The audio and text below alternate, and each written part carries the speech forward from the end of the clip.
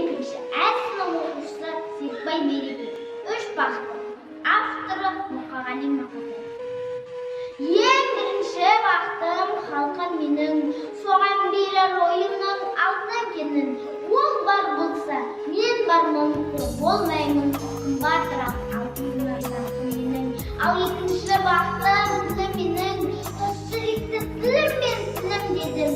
Кей-кейде дүниеде түңілсінде, қасиетті тілімнен түңіліп едім. Бақытым бар шыншы отан деген, Құдай деген кім десе отан дерем. Осы сөккен жалғандардан басқа ойланбай-ақ келді отан деген. Үш бірдей бақытым бар алақанда, мені мұндай бақытты жаратар ма? Үш күн нұры төгеді аспаннан, Атырау, Алтай, Арқа, Алатауға.